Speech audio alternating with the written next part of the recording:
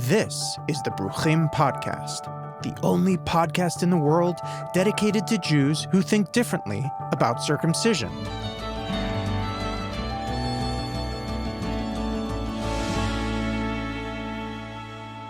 Previously on the Bruchim podcast. Tell me then why a person couldn't make a good argument for Hatafat Dam Brit being part of a religious duty of care. Well, so unfortunately, I think they can.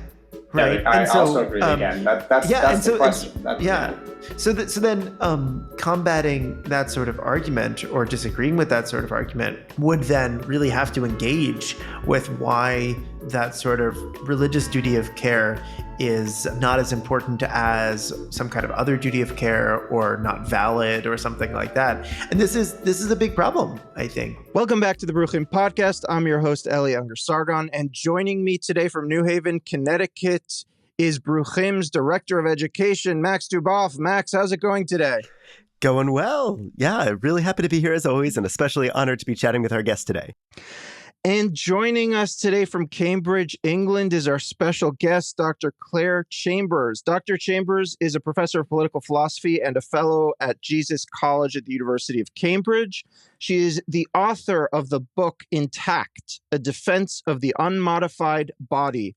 Dr. Chambers, welcome to the Bruchim podcast. It's really an honor to have you here. Thank you so much for inviting me. It's a pleasure to be here. So before we get started, I just want to say, I know that your argument in your book Intact is rather subtle, but it's also radical. And I just want to say part of the radical nature of what you're doing here is its subtlety, because in today's day and age, the idea of articulating a subtle argument seems to me to be a kind of endangered species of thinking. And this book was so eye-opening, and it's such an ambitious project, and I wanted to start by expressing some gratitude to you for doing this incredible work. Thank you so much. That's really kind, and I'm really kind of honored to hear that, because one of the things I really did try to do with this work was precisely to create a nuanced and careful argument. It is very broad. I discuss a huge range of different kinds of body modification practices.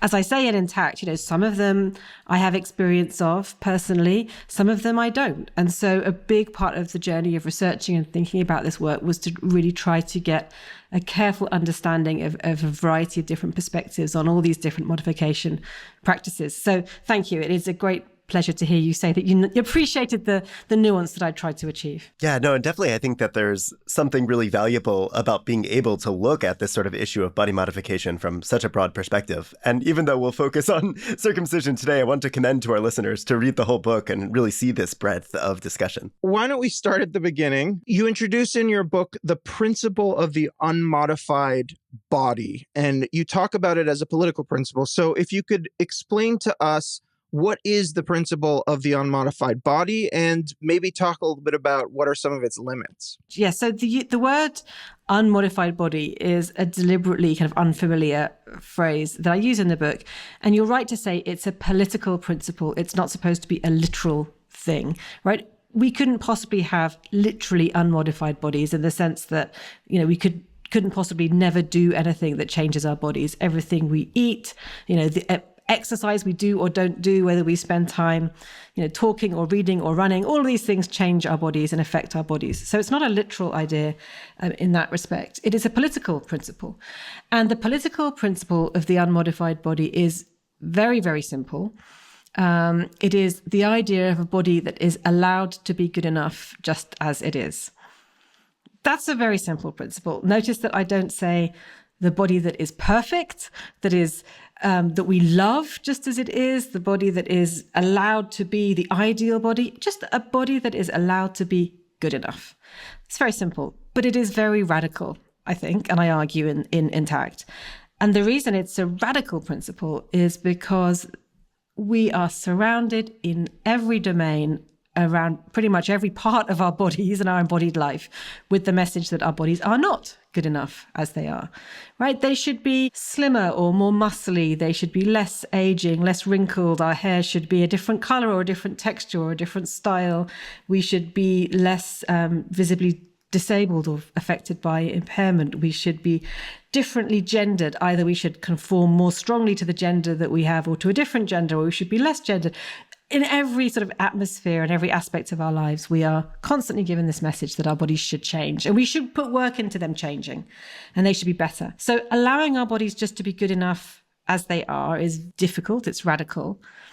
But it's also political, I argue. It's not just, it's a kind of personal project. It's a political project because so many of the structures and aspects along which we are supposed to modify our bodies are structures that reflect political identities and patterns of inequality and identity. So it becomes a political movement then to say, well, let's think about whether those requirements or pressures to modify are things that help us to flourish or things that hold us back, things that help us to be equal, flourishing free individuals, or things that constrain us.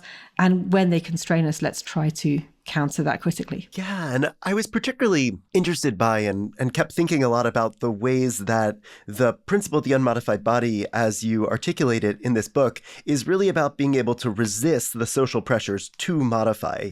And so am I correct in thinking that a lot of the reason that you articulate this principle is to give not only individuals, but also kind of communities and groups the resources to resist these kinds of social pressures to modify? That's right. So the real target is the pressure to modify, not the modification itself.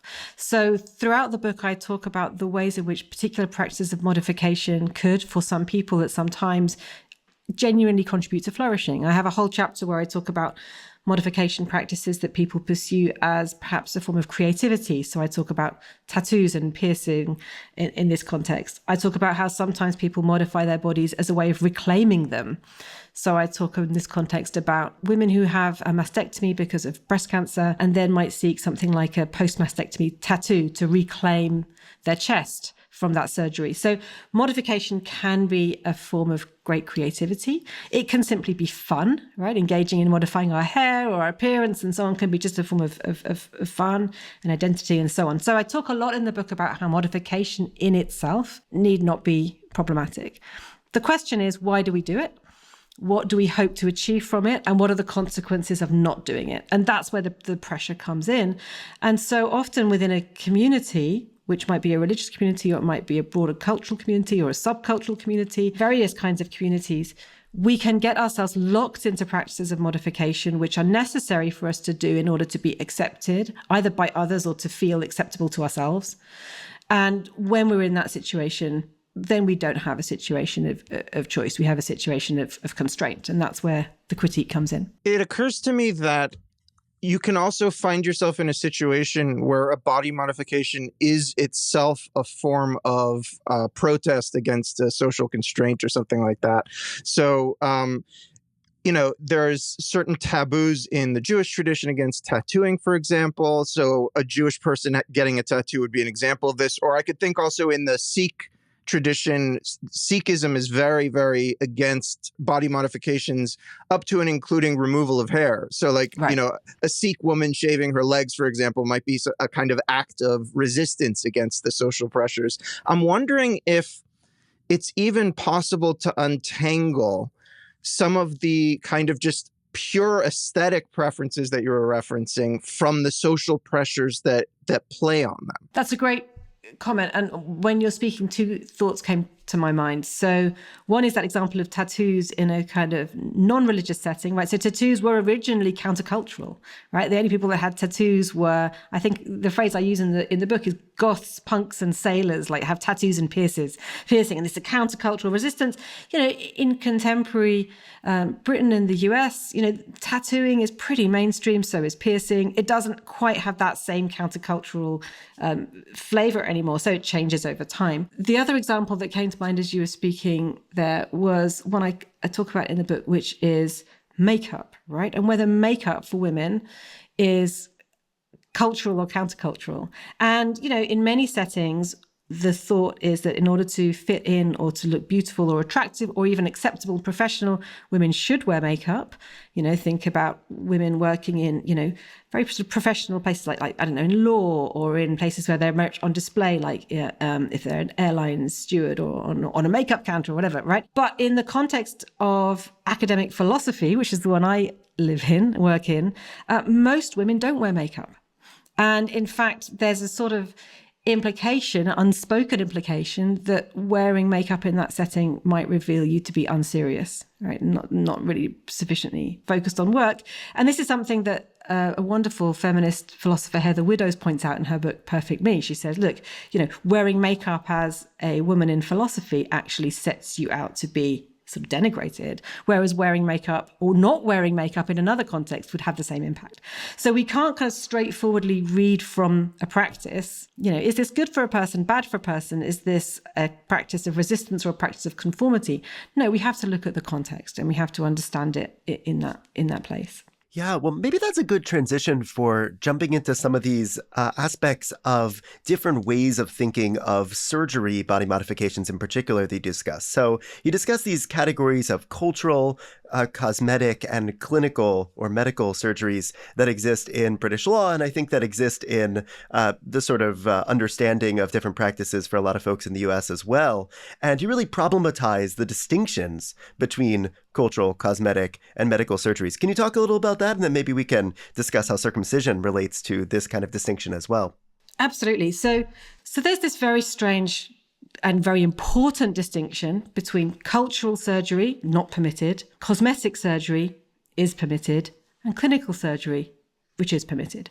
But the argument that I make, and this has been pointed out by a variety of commentators, is that, of course, these distinctions just do not hold water. Because firstly, the question of what counts as cultural or cosmetic just depends on what your culture is. Right? So cosmetic surgery which is cosmetic from a westernized perspective, is another way of saying that it's cultural surgery from a westernized perspective. It's to create genitals that fit in with a westernized cultural norm about how genitals look. And you could make that same description about FGM, which is the non-westernized version of the practice. It makes genitals which look more attractive and more appealing from the perspective of that culture. And then the distinction between these practices and the clinical surgery is something that I really explore by looking at male circumcision. And so this is the transition that you mentioned. In the UK, secular male circumcision is not considered a clinical practice. It is not considered a clinical practice as a routine practice to be performed on newborn boys, because the National Health Service doesn't consider there are any clinical grounds to perform that practice. And the NHS has also shifted, based on an evidence-based perspective, on its recommendation as to whether circumcision is a clinical practice for treatment of phimosis, type 4 skin, which is, I think, NHS practice has shifted over the recent decades with changing evidence on this.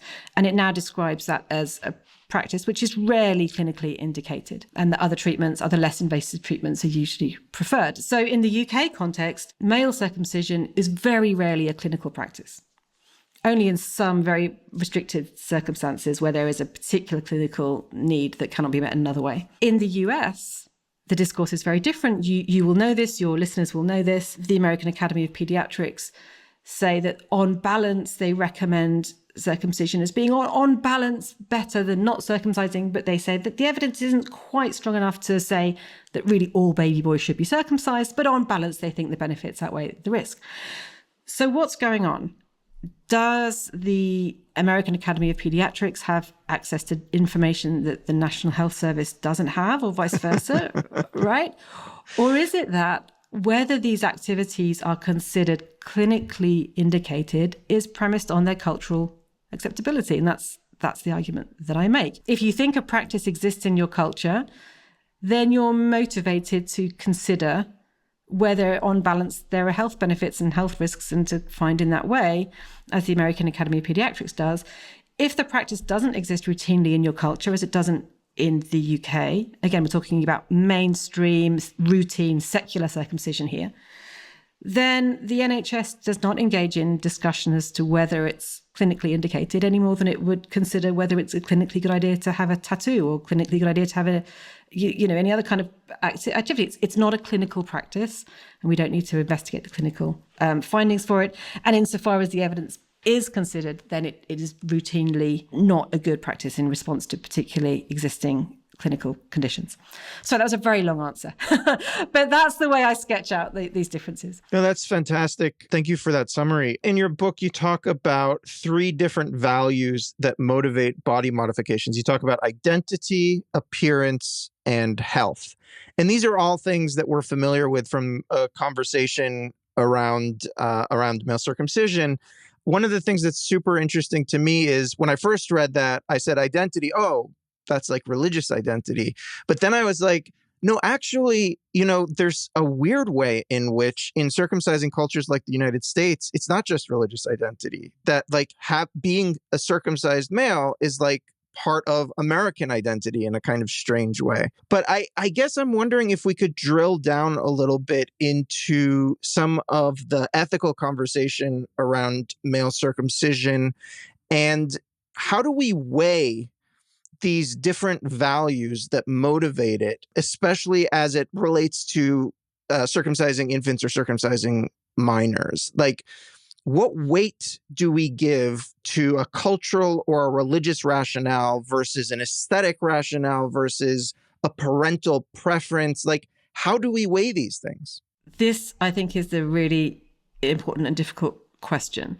And I have thought a lot about male circumcision in various parts of my work. And I have thought and written quite a bit about religious practices in other books, not so much in Intact. So in Intact, I focus on secular practice, but I have thought and written a lot about religious practices and the weight we give to those in other work. It's a very difficult and complicated question. So let's think about these different things. So firstly, you talked about cultural and religious values, aesthetic values, parental values. These all come together in these practices. So let's start with the aesthetic. You are right that circumcising can be thought of as an identity practice in the US generally, not just as a religious practice. And often when we're thinking about it in that broader context, aesthetics are often brought into play. The thought of, having a penis which is attractive, which looks nice, which is attractive to the man himself or to his sexual partners, be they women or other men. That is something that comes in a lot. And of course, whether a particular body part is seen as attractive or not, there's a kind of a vicious or virtuous, depending on your point of view, circle there, right? If body parts are generally shaped in one way, and that's how we expect them to be, then we will tend to find body parts that are not in that way unattractive or less attractive than ones that are. And that's, again, something we can find generally. Think about norms about, whether we remove our body hair. You mentioned in Sikhism, but norms about aesthetic removal of body hair. Should women shave their legs? Should women shave their armpits? Should men shave their faces?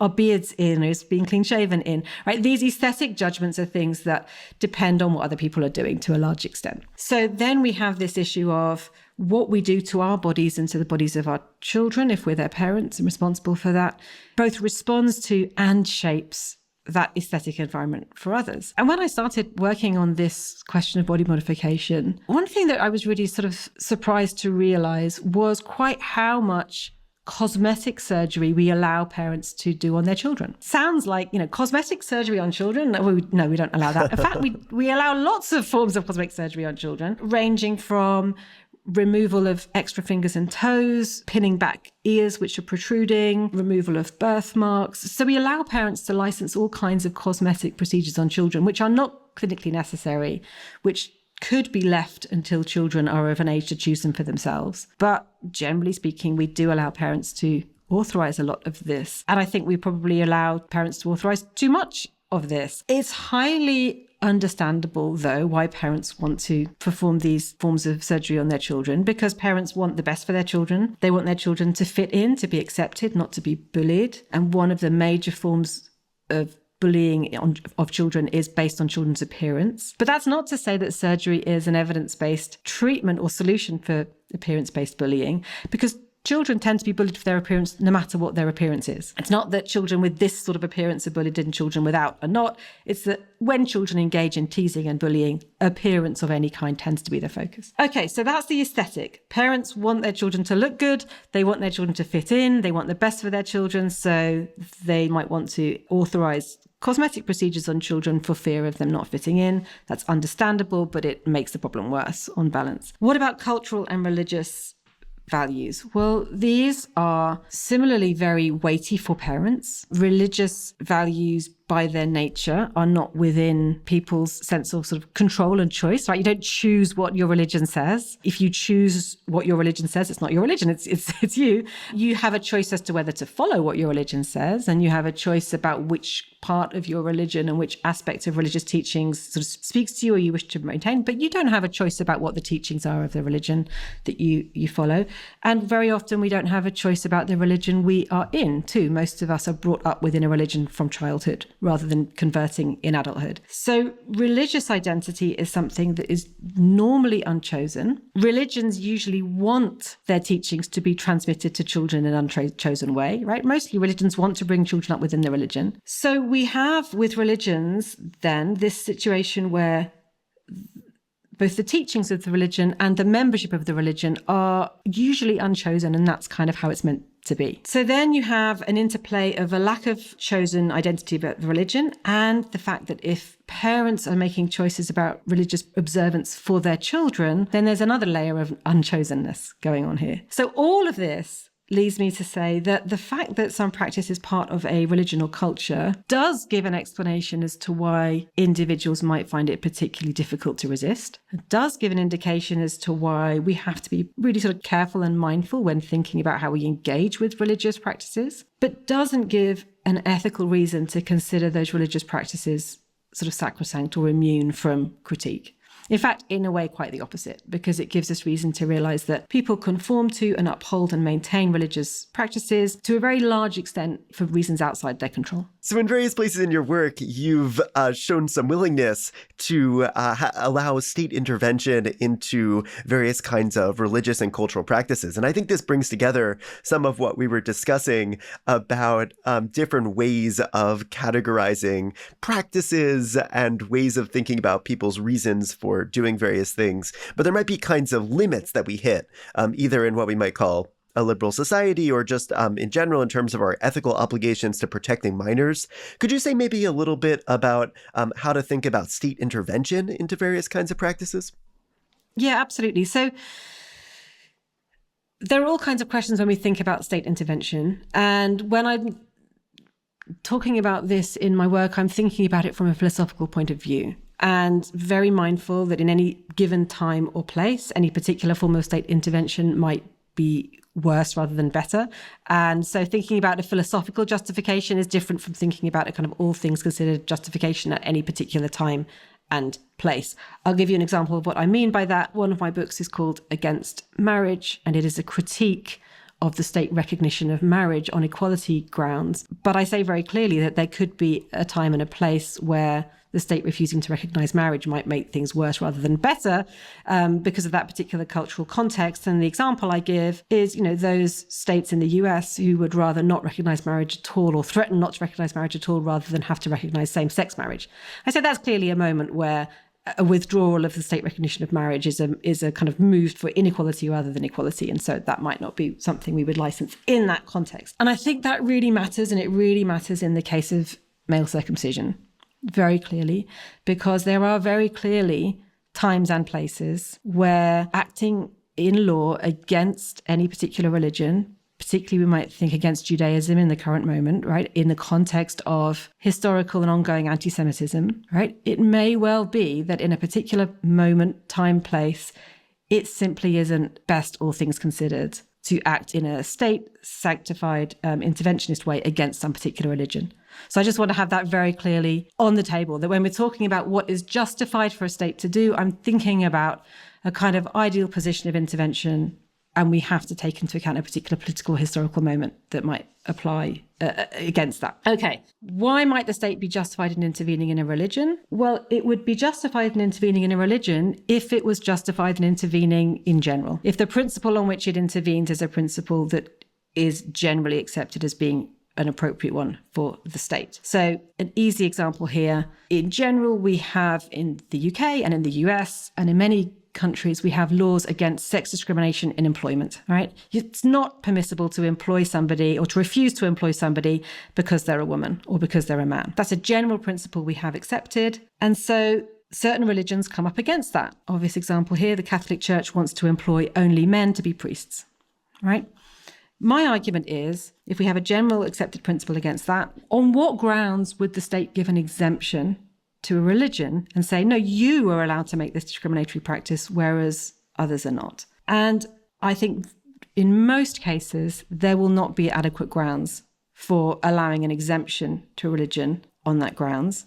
Similarly, if there is a generally defensible ground for intervening in a practice and saying some practice is not permitted for citizens generally, it is against citizens' rights, it's a violation of people's autonomy, it's in some way sufficiently serious that the state should be able to intervene, then that intervention is going to apply to religions as well. And the burden of proof really is very strongly on those who argue for an exemption or an exception to that law. And I think in most cases that will not be justified. Circling back to the conversation about ethics and weighing up cultural religious preferences against the principle of the unmodified body, I'm wondering, you bring up a lot of cases, different kinds of cases in your book, and it seems to me like some of them are much more difficult than male circumcision, which I really appreciate, because what comes to my mind is the example of the cochlear implant for a deaf child. That is, in a very interesting way, a much more difficult case, I think, than male circumcision.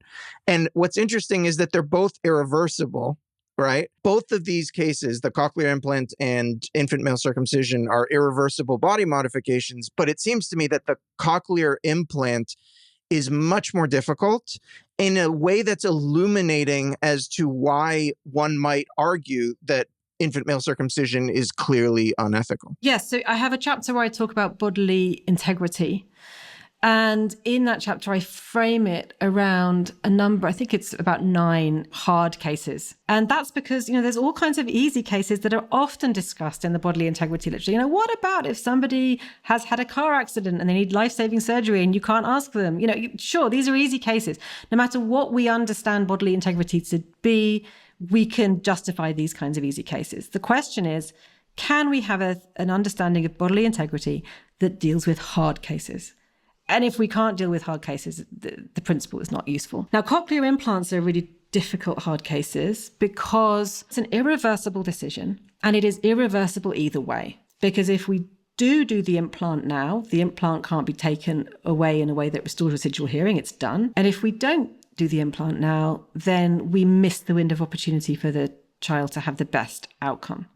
So it's a very, very hard case because autonomy for the child cannot be respected. Identity is decided either way. Whether the cochlear implant will increase or improve functioning is not certain. It may not. And there are also social impacts of having an implant or not, which determine really often how others relate to the child and how parents relate to the child. If the parents are hearing parents and their child has an implant, they will be likely to talk to their child in oral language rather than sign because that's their own language. And if the child has an implant, that's how they will likely relate to the child. And that can be have disbenefits for the child because it can mean the child doesn't get proficiency in sign, which would help them in some cases. So it's a very, very complicated case. I think most of us would think that the cochlear implant is a straightforward benefit, and often it is, but it's not straightforward and it's not predictable. But it's irreversible either way. So in that case, we can't, I think, just rely on saying, well, obviously just don't do anything that's irreversible because it's an irreversible decision either way. Now, how does that help with circumcision? Circumcision is irreversible, but it is not irreversible either way. Because if the child is not circumcised and grows up to dislike that situation, he can reverse his parents' decision by choosing circumcision for himself later. Whereas if he was circumcised as a child and grows up wishing that were not the case, he cannot reverse that. Now, the counter argument to my position might be to say, but he can't turn back time and have grown up as a child who has been circumcised. That's clearly true. None of us can do that with any aspect of our upbringing, right? We can't turn back time and have our parents bring us up to be, virtuosic piano players at the age of 2 or ballet dancers or all these things our parents didn't do. I wish my parents had brought me up to be this virtuosic piano player. Well, they didn't. Well, we can't. That's life.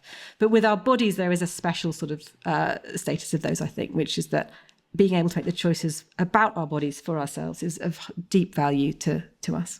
Yeah, and I think a lot of at least in the Jewish community, defenders of routine neonatal male circumcision try to make an argument, something like, well, circumcision is so much more difficult later than it would be in infancy. And so even if it's not, even if sort of not doing it in infancy is reversible in a way, it's sort of irreversible.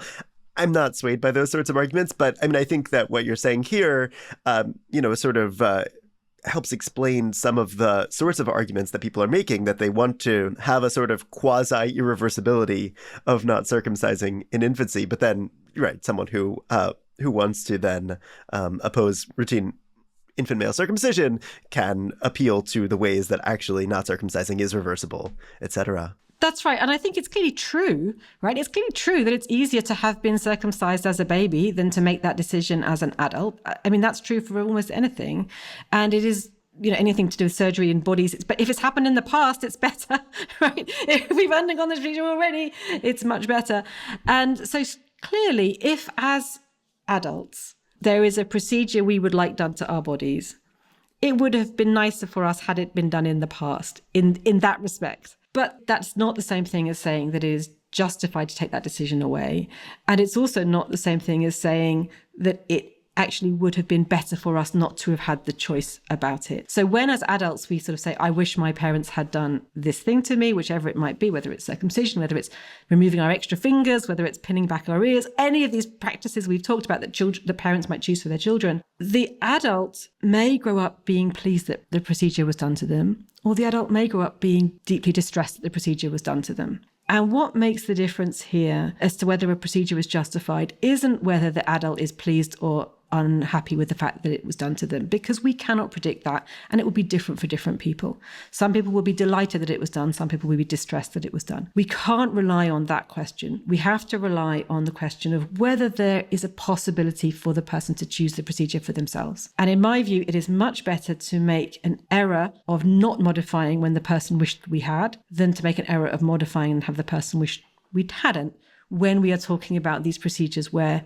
choice can be made later. Yeah, and that's not the case with the implants. There we just are in a very different position. I'm wondering if you could talk a little bit about the relationship between the principle of the unmodified body and just the right to bodily integrity, which is a sort of right that's often evoked in conversations around genital cutting practices. So how do they relate to each other? What's the difference? So the principle of the unmodified body I mentioned earlier is this kind of deliberately unfamiliar term. And in Intact, I talk about 3 proxy concepts, more familiar ways of thinking about this, none of which are quite what I mean, but they're all relevant. One of them is the natural body. One of them is the normal body. The normal body is often talked about in clinical contexts and often comes into the secular circumcision debates. But the third is the whole body, or bodily integrity. All right. And this is a very familiar way of talking about it. But it turns out to be another one of these concepts which is incredibly confused. What does it mean to have bodily integrity? What is this? And, as a starting point, we might say, well, bodily integrity, it's about autonomy. It's about choice. We've talked quite a bit about choice so far. Bodily integrity means I should have the choice about what happens to my body. And that is really important and valuable for most of us. But children, we generally do not think have autonomy. Certainly babies don't have autonomy. They lack the capacity to have autonomy over their bodies or anything else. Parents have to make decisions about their children's bodies all the time. And good parenting means choosing for your children in ways that promote their health and flourishing. We have to do this. It's neglect if we don't do this. So bodily integrity can't be violated simply if we do something to our child which they don't autonomously choose, because then we couldn't brush our children's teeth. We can, do anything for them. So autonomy is important, but it's not what the concept is about. So then I prefer a version of autonomy, which is something Joel Feinberg talks about, the right to an open future, right? The idea that our bodily integrity should be protected insofar as we should only have things done to our body against our autonomous consent as children, if that secures a right to an open future. Gives us as many choices available as possible in the future. And that kind of idea will, generally speaking, legitimate things like brushing your children's teeth, right? So if you brush your children's teeth, then they have the strongest chance of having healthy teeth and then making decisions for themselves when they're adults about whether to clean their teeth in future, right? It'll leave that option open. Whereas if the teeth are rotten, fallen out, they lack that option. Similarly, other choices about things such as vaccinations, we can justify that with the right to an open future, protecting our children against serious childhood diseases with a vaccination. It's a very small intervention. It protects the right to an open future. We can justify that. But the right to the open future doesn't fully capture this idea of bodily integrity, because there are many people for whom the open future argument doesn't apply. We can think of, for example, people who have dementia, who are not going to develop autonomous futures. We could think about people with sort of end-of-life care, where they might be somebody who is towards the end of their life, who is unable to give autonomous consent because perhaps they are in a condition of lack of consciousness or lack of adequate ability to give consent, but we might wish to administer, let's say, pain relief to them. Right? That's not justified by their open future because we don't believe they have an open future. It's not justified by autonomy because they're not able to give consent. We want to do something to their bodies which they can't consent to. And in that context, we will generally reach for this idea of best interests, right? That if an intervention is in the person's best interests, then it is authorized. And again, I think there are some easy cases where this totally works, right? Yes, it is in a person who is near the end of life, is in a position of great pain, lacks the ability to consent. It is in their best interest to administer pain relief to them. It's in the person who has dementia. It's in that person's best interests to give them assistance with hygiene and toileting functions, even if they cannot consent, and we can do that. But in all of these difficult cases, circumcision, cochlear implants, all the cases I discuss in the book, the best interests justification doesn't do any more work. It simply just returns us to the debate we had in the first place. Because the debate is, are these practices in the person's best interests, right? That's the debate. That's the question. So the idea of bodily integrity, then I conclude, does have to use an idea of best interests in these easy cases, but it doesn't revert to that. It doesn't reduce to that. So bodily integrity, I argue then, is something which protects us against unchosen bodily intervention. So it says that bodily intervention or bodily integrity is protected by not having anybody do anything to us that we have not been able to give autonomous consent to, or that is not part of securing our right to an open future, and that is not very clearly and with overwhelming evidence in our best interests. And if some modification does not fit those, we haven't autonomously chosen it, it's not part of securing our right to an open future, and it's not sort of, very clearly in our best interests, then that procedure is a violation of bodily integrity. That's the way I formulate it. Yeah, and I take it that one of the big advantages of the principle of the unmodified body, as opposed to mainly relying on a principle of bodily integrity, is the way that the principle of the unmodified body allows us to take account of the various social forces that are pressuring us to modify in ways that bodily integrity might have trouble doing. Is that right? Yes. So the reason that I want to kind of describe bodily integrity in that way is that it has the conclusion that there might be some situations where a violation of bodily integrity might be, in some circumstances, on balance, the best thing to do. But I want to retain the idea that it is still a violation of bodily integrity. And the reason I want to retain that idea is because retaining that idea enables us to see the kind of contingent nature of some justifications. So what do I mean by that? Well, there might be a situation, and the cochlear implants might be one of those things, where we might say, well, cochlear implants aren't very clearly, overwhelmingly clearly in somebody's best interests. We don't know. It's a difficult decision. The child cannot autonomously consent. Does it secure their right to an open future? Well, to some extent, but not, it's difficult. Again, we can't say. It's very difficult to say. We have to take our best guess here. And I've said that I think in general, we should err on the side of caution, right? If we're not sure, we should not do a modification. But we might think, well, the cochlear implants, it's so finely balanced. And we might think that the contingent facts about the fact that very few contexts and people are equipped to deal with sign language in a way that can enable the person who relies on sign language to be fully integrated. We might think there's a socially contingent reason to say that on balance, cochlear implants are the best. Because if a person grows up only being able to use sign language, given the state of society, given the lack of ubiquity of sign language, their social functioning will be much more difficult if they don't have spoken language. So we might want to make that decision. And I think that saying that, on balance, it's justifiable to violate the child's bodily integrity in that situation enables us to see that situation could change. And it could change in a number of different ways. It could change because the technology for cochlear implants becomes so much better that it then very clearly becomes in somebody's best interest to have the implant, right? So it could become just not a violation of integrity at all because it's a very clear best interest judgment. It's an easy case. That could happen. Or it could be that society changes, right, such that the difficulty of operating with only sign shifts. It could become harder or it could become easier. And we can have that awareness of that contingency. Yeah, good. So I think that we're getting into issues now about understanding how to operate in the society that we have now while also working towards a better one. And so I want to transition to this question of the feminist implications of male circumcision. So one thing which I've said in print before is that Jewish feminism mostly ignored male circumcision as an issue. I'm not going to comment here on the reasons for that. It's complicated, not criticizing. But and we haven't had a ton of sort of public feminist discussion of circumcision as a practice. So would love to hear a bit about how you think about some of your feminist political commitments in relation to circumcision and how some of those might relate as well to some of the not so good, especially kind of harmful right-wing sentiment that we see in a lot of intactivist communities.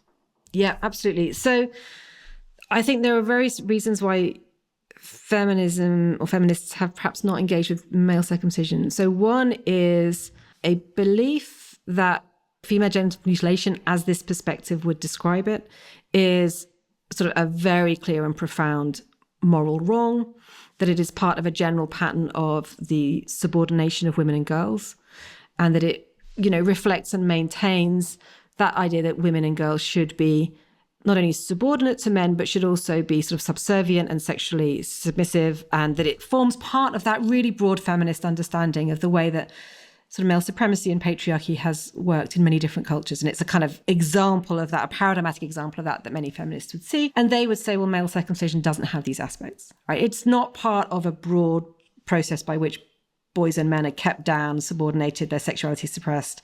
Yeah, that I think would be the way that feminists would often say, male circumcision should not be compared with female genital mutilation for these reasons. To an extent, I agree. I agree to the extent that I think they are very different. The practices are functioning differently in systems of gender and identity. They are functioning differently. But that isn't the same thing as saying they don't raise some of the same ethical questions. And it's also, I think, really important to be aware, and I know that you've spoken to Brian Earp, a friend and collaborator of mine, who's done some amazingly important and just wonderful work, really highlighting the different physical forms of male circumcision, female genital cutting, that, we simply cannot say straightforwardly that one form is always physically more impactful than another. And it really does depend on the particular culture and way that these things are promoted and the way they're performed. And I also do think that actually the rise in popularity of cosmetic surgery on the female genitals, labiaplasty, has just made this comparison with male circumcision really essential. Right? Because no longer can feminists say what they, I think, were saying in the kind of 1990s, 2000s, FGM is this barbaric practice. It's this practice that other cultures do. I'm using scare quotes here. It's this bad, wrong practice. We can all agree it's a terrible thing. Who would do that? Right? Because, yes, of course, who would do it to children? Who would do it in conditions that are not clinically safe? Who would do it without anesthetics? Yes, we have these aspects of traditionally practiced FGM that retain that distinctive character, but who would think that the genitals should be modified so as to conform to a particularly acceptable standard? Well, that is something that is increasingly thought of across Western societies as well, as we talked about. And so then the question is, okay, is it okay to do it to boys? Is it okay to do it to girls? Does it matter what the reason is? Does it matter what the procedure is? And I think feminists have to engage with all of this. So we've spent quite a bit of time this season talking about an obscure religious Jewish practice called hatafat dam brit. I'm going to describe this practice to you, and I'm very, very curious what you have to say about it from the perspective of the unmodified body and the principle of the unmodified body. So hatafat dam brit is a religious Jewish practice that is done when there is no foreskin available to circumcise. So it could be from someone's born without a foreskin, or it could be that they were circumcised and for whatever reason, they're going through some kind of conversion process. And the procedure is you prick the scar of the circumcision and draw a single drop of blood. That's the whole thing. That's what it is. I'm wondering what you think about this, and what do you think about the ethics of this procedure on a minor? So to be clear, are you saying the ethics of this procedure as a replacement for circumcision? Are you imagining that it could become a new alternative? Or are you saying, no, in the circumstances that you describe? Well, there are, sorry, this is so in the weeds now, but I'm going to do my best to explain it.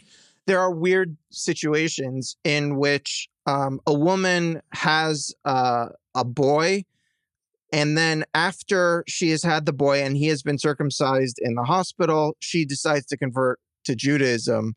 And because when she converts to Judaism, she had already had the boy, so the boy is then considered not Jewish. And so then this is one situation. There are other kinds of situations like this. Like I mentioned that if a boy is born for whatever reason without a foreskin, congenital defect or whatever, they will do this in lieu of circumcision. But sometimes this is actually being performed on minors who have already been circumcised for ritual reasons. Part of the question is, this isn't really a body modification, but it's something that's done to the body. And so does the principle of the unmodified body and some of the ways you've thought about it give us resources to talk about this sort of case as well? Understood. Thank you so much. Yes. So it doesn't seem to me that this is a procedure which intersects with the principle of the unmodified body specifically, because I take it that the idea of drawing a drop of blood isn't because the penis with its drop of blood not withdrawn is not good enough, right? Or needs to be changed. It's not that same kind of motivation.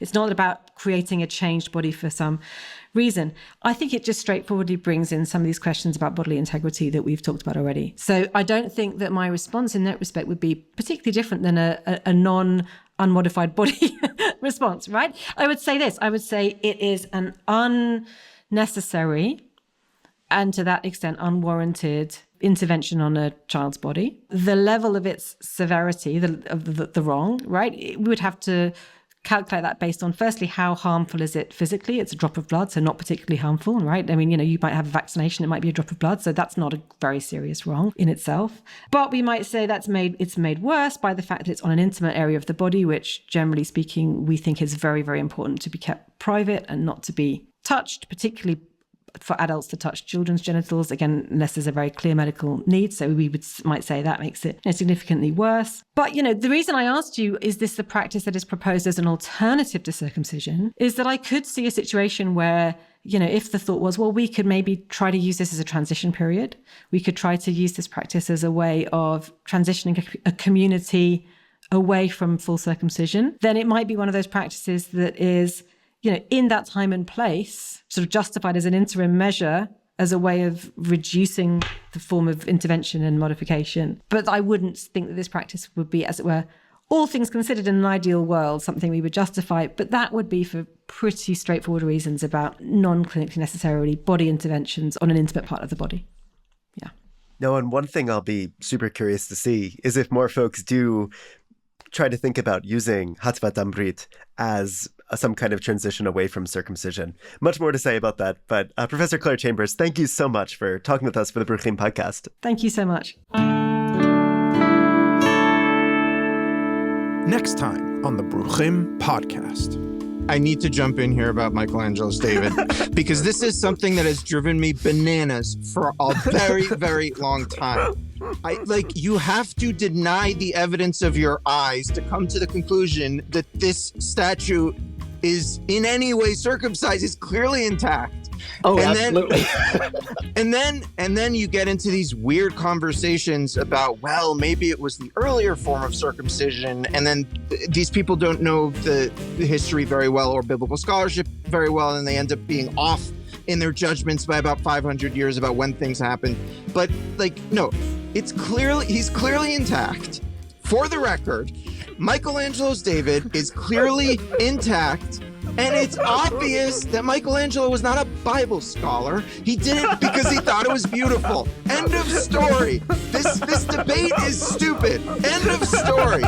No, I completely agree. And I mean, if you look at the David closely, that's not just a foreskin. That's a lengthy foreskin in a sense, right? It hangs over the glans. Yeah, or one that the Greeks would have liked. Yeah, I mean, it's not. It takes a lot of squinting to get to a circumcised penis there. Thank you for listening to the Bruchim podcast. If you like what you've heard here, please help us to sign up more Jewish communities and people to our Mark D. Rees Inclusion Directory. To apply, simply head on over to our website, bruchim.online, and under the What We Do tab, click on the Inclusion Directory, and then click on Sign Up Now.